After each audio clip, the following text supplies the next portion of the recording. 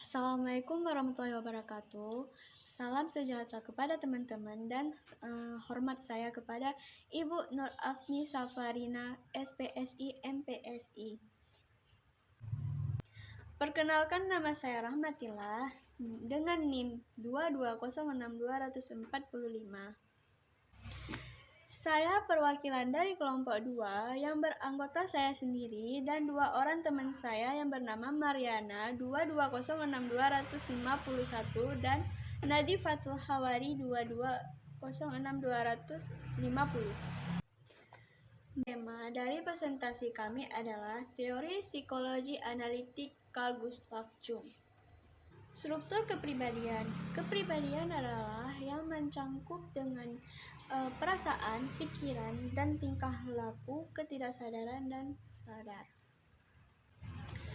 Kepribadian untuk memudahkan orang menyesuaikan lingkungan sosialnya ataupun dengan lingkungan fisik.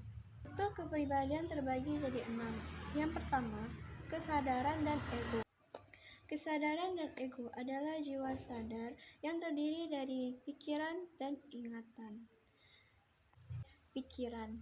Contohnya pada saat kita menonton, kita memperhatikan tokoh-tokoh yang ada di dalam film tersebut.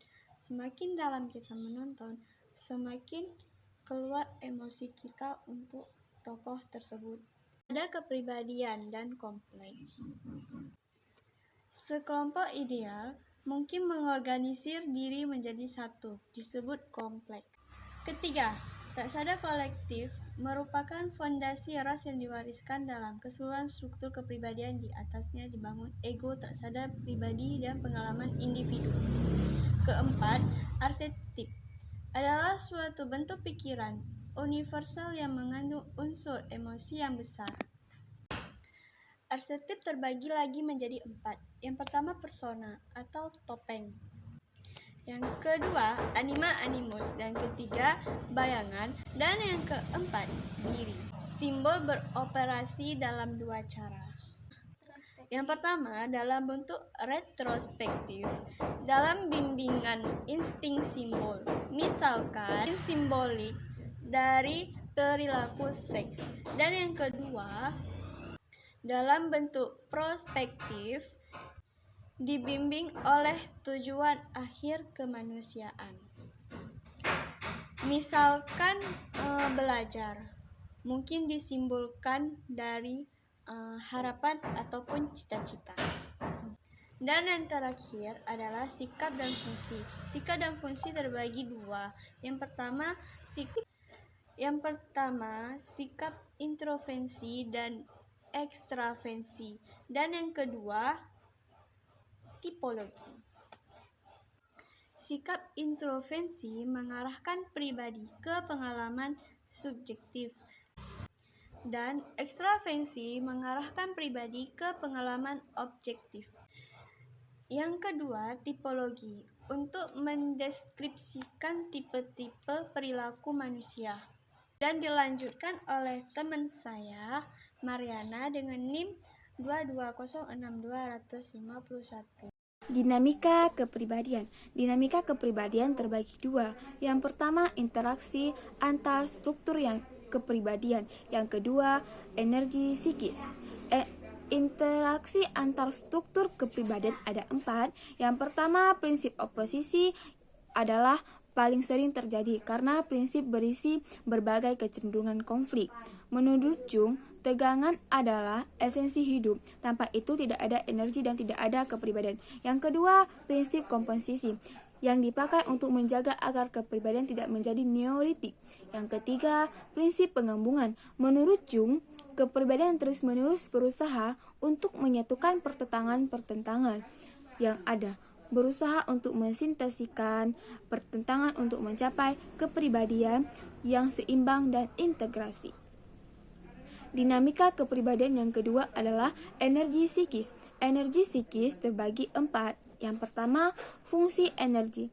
Jung berpendapat ada hubungan saling mempengaruhi antar kekuatan energi dengan kekuatan energi psikis. Namun, tidak dijelaskan bagaimana hubungan itu terjadi. Energi psikis berasal dari pengalaman. Melalui pengalaman hidup, terjadi perubahan energi fisik menjadi energi psikis. Energi yang dipakai oleh kepribadian disebut energi psikis atau energi hidup ataupun life energy. Yang kedua, nilai psikis. Ukuran banyaknya energi psikis tertanam dalam salah satu unsur kepribadian, disebut psikis. Dari unsur itu, suatu ide atau perasaan tertentu dikatakan memiliki volume yang tinggi. Kalau ide atau perasaan itu memainkan peran penting dalam mencetuskan dan mengarahkan tingkah laku. Nilai psikis suatu ide, perasaan tidak dapat ditentukan secara absolut, tetapi nilai relatifnya, mana yang lebih kuat dari yang lebih dapat dianalisis. Misalnya, dengan menanyakan dan mengobservasi mana yang lebih dipilih atau lebih disukai seseorang di antara beberapa ide dan perbandingan. Berapa lama waktu yang disediakan untuk berusaha mencapainya dan besarnya untuk menembus halaman dan usaha mencapai. Yang ketiga, kesamaan dan keseimbangan. Prinsip equivalent adalah kesamaan menyatakan jumlah energi psikis selalu tetap, hanya didistribusi yang berubah. Jika energi pada suatu elemen menurun, energi pada elemen lain akan menarik. Prinsip entropi ataupun keseimbangan mengemukakan tentang kecenderungan energi menuju keseimbangan. Hukum umum dari Jung menyatakan bahwa perkembangan hanya satu sisi dari kepribadian akan membuka konflik. Sedangkan tegangan dan perkembangan simultan, semua aspek akan menghasilkan harmoni dan kepuasan. Dan yang keempat, tujuan penggunaan energi. Tujuan penggunaan energi ada dua. Yang pertama, progresi. Progresi adalah gerak maju berkat keberhasilan ego sadar menyesuaikan tuntutan lingkungan dan kebutuhan tak sadar secara memuaskan. Dan yang kedua, rekraksi. Rekraksi adalah gerak mundur dari energi psikis akibat adanya frustasi sehingga energi psikis banyak disukai atau dipakai di dalam proses tak sadar. Saya akan melanjutkan presentasi dari kawan saya barusan. Yang ketiga yaitu perkembangan kepribadian. Jung mengedepankan pandangan purposif atau teleologik yang menjelaskan kejadian sekarang ditentukan oleh masa depan atau tujuan. Prinsip mekanistik akan membuat manusia menjadi sengsara karena terpenjara masa lalu.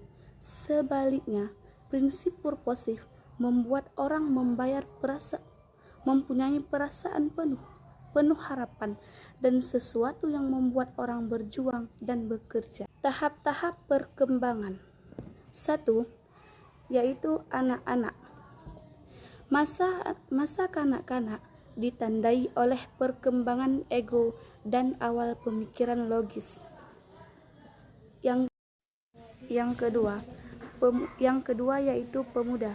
Masa muda adalah atau seharusnya periode aktivitas yang meningkat, seksualitas yang jatuh tempo, kesadaran yang tumbuh, dan pengakuan bahwa era bebas masalah masa kanak-kanak hilang selamanya. Yang ketiga yaitu kehidupan tengah.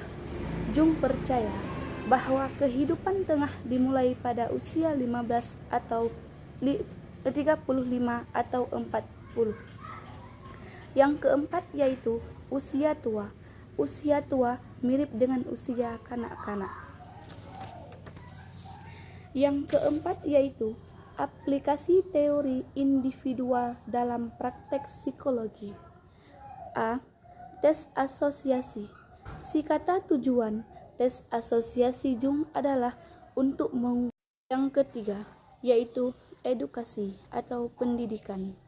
Terapis mendorong kliennya untuk mempelajari tingkah laku baru agar klien dapat menyesuaikan diri dengan lingkungan dan menjawab tantangan-tantangan yang muncul.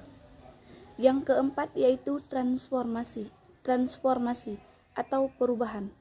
Memberi jalan bagi klien untuk mencapai realisasi diri.